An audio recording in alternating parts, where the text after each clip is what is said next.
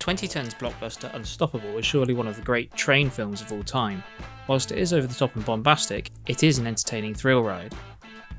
I've always loved the fictitious Allegheny and West Virginia Railroad that the movie is set on, and the believable livery, so here's my tribute to Tony Scott and the AWVR's 1206. I think they did really well to feature such a diverse cast, as the movie stars both types of American diesel locomotive, the SD40-2 and the other one.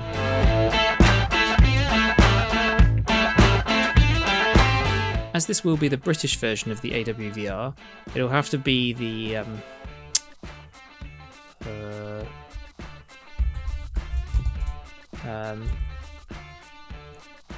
the Air and Wharf Valley Railway. Presumably this is a TOC and the date is the late 1990s or early 2000s. I decided on a Lima Class 20 because I wanted a single cab diesel that survived into privatisation, and I didn't fancy paying a lot of money for it. Some of the old Lima mouldings have, in my opinion, stood the test of time really well. This Class 20 body has moulded handrails, which will be replaced with wire ones, and the headcode fittings are being removed and smoothed off, more like the Class 20/3. The handrails and details are removed with a Swan Morton blade. This is by far the best scalpel I've ever had. Don't bother buying a cheap one, they are a false economy. The blades on these are really easy to change, and the handle is really strong.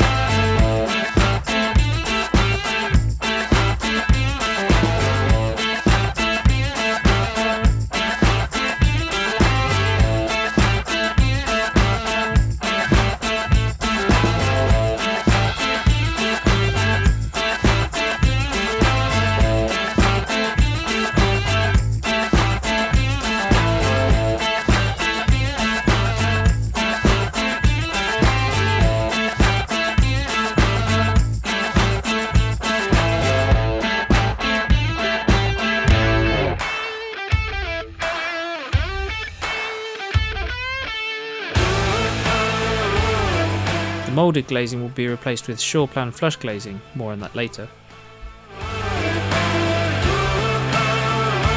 The AWVR transfers are sold on eBay USA or direct from Circus City decals.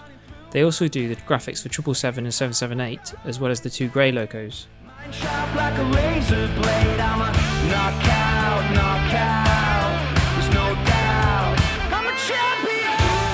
Here I'm using the Bodger's Delight Squadron Green putty. I love this because it dries quickly and fills gaps well.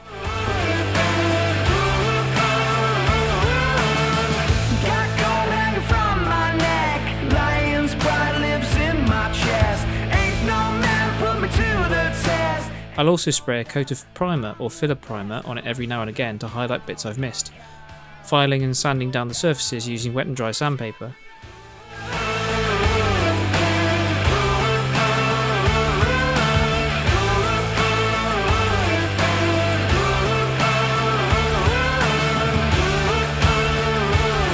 this sanding tool helps a lot with curved surfaces.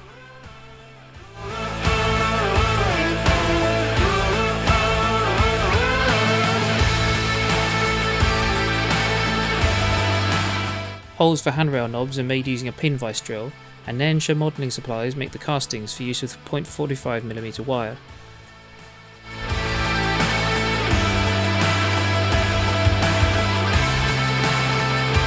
Coincidentally, back in 2010 I worked on a pitch to advertise Unstoppable in the UK.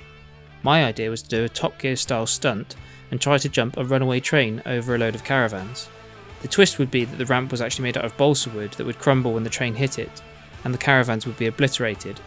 I actually costed this up, and it wasn't all that expensive to do considering what other TV ads cost at the time. In the end, they made a flash game.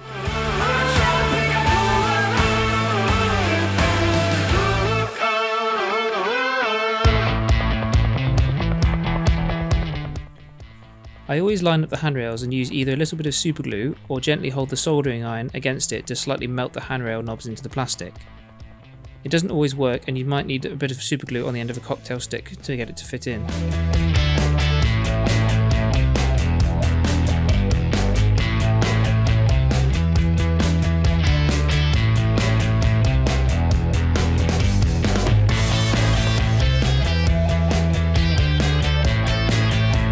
Always spray yellow first, and if possible use white primer. Yellow is horrible, it has the least coverage and is most likely to run, so lots of thin coats is the key.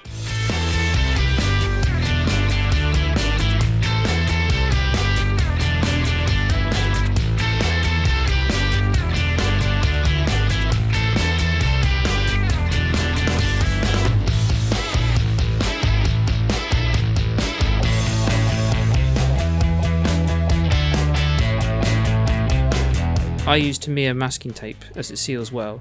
Never ever bother with cheap masking tape, it's a waste of time.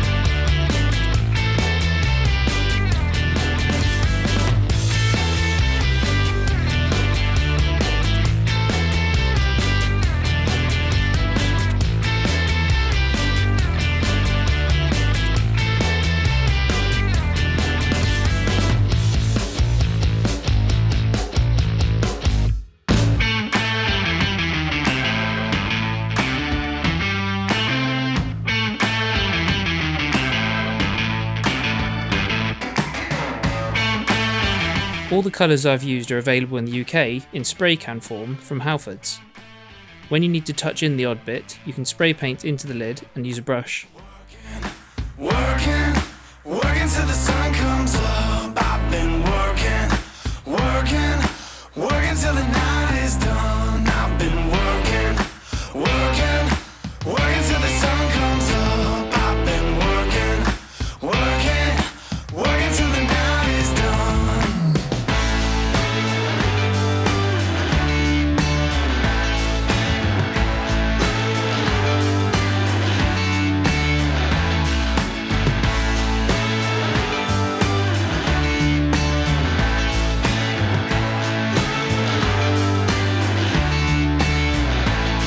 I tend to do the black last as it's the most forgiving of paints and can be brushed on. I've been working, I'm saving for a rainy day. I've been working just to pay my way. I've been working, I'm saving for a rainy day. As the wasp stripes in the kit are not big enough for the Class 20's nose, I'm using them as a guide and then masking out the shape I want. This took ages as the masking tape kept tearing the transfers off, and I ended up spraying most of it.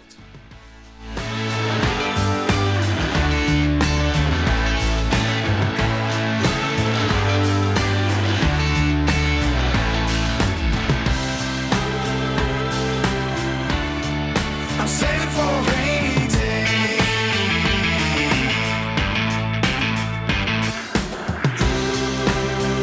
The side of the loco has lots of detail that the transfer needs to conform to, so I use plenty of microsol for this. It softens the transfer and allows it to absorb the shape underneath it.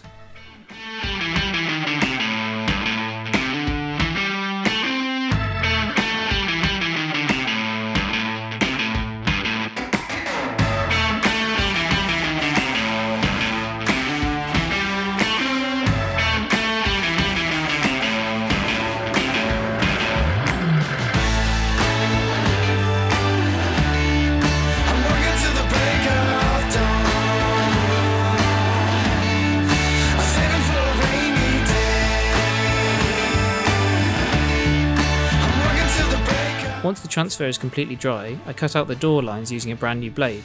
It will be sealed in with lacquer later.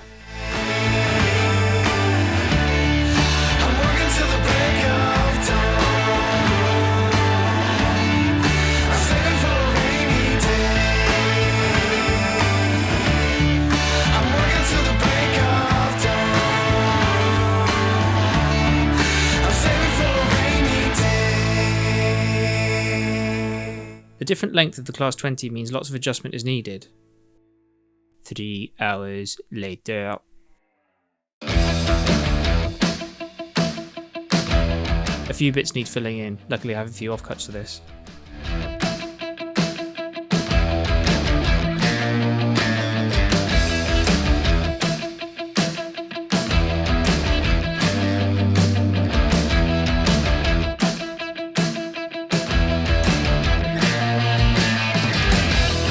Again, once it's dry, I cut in the grille details with a knife.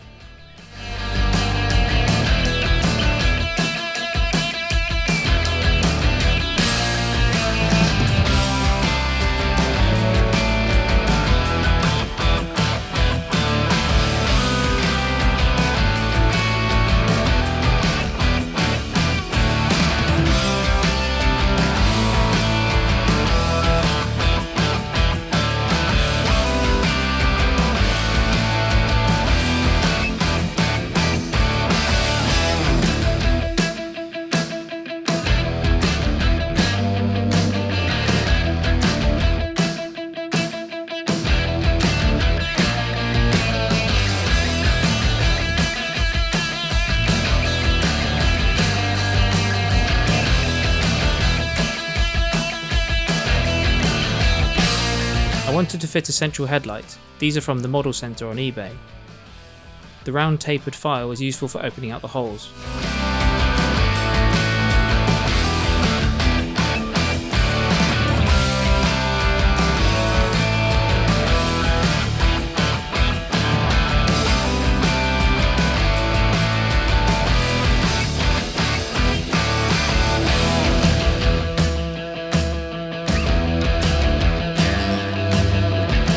I didn't want to go overboard on the weathering. Really, I just want what I call a shadow coat to reveal and highlight details in the body moulding. All this is some smoke flavour powder mixed with microsol and spread everywhere. Once it's dry, I use a wet cotton bud and brush to remove most of it, adding rain streaks and get it into the nooks and crannies. The water reactivates the microsol and allows you to move it around. After that, the whole lot is sealed with Tamiya clear matte lacquer.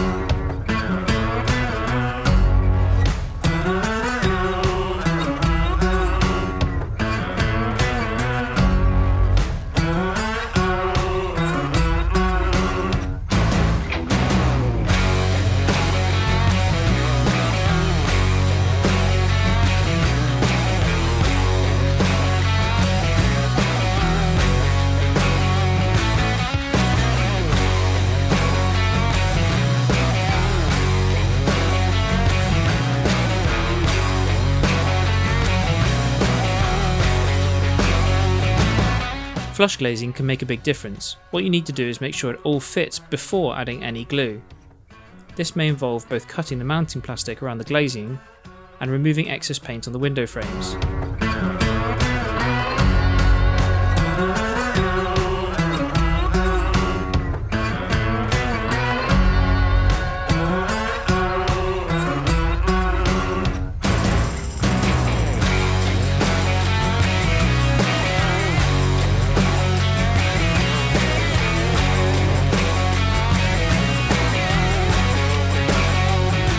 I usually use a pen to touch the black bits back in, as ink is thinner than paint.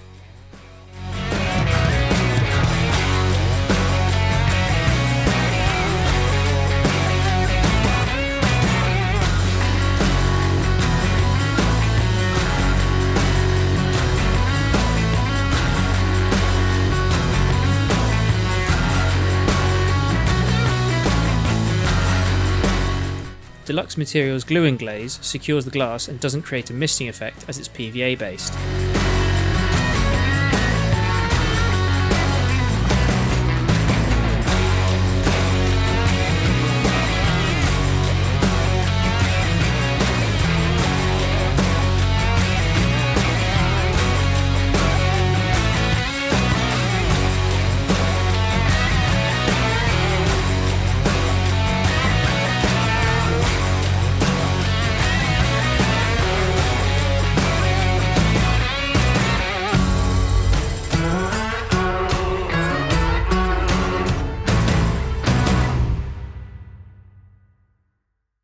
So there we have it, a ride fit for Denzel and Chris, ready to chase down any runaway goods trains. Although I guess that TPWS might do their job for them in the UK.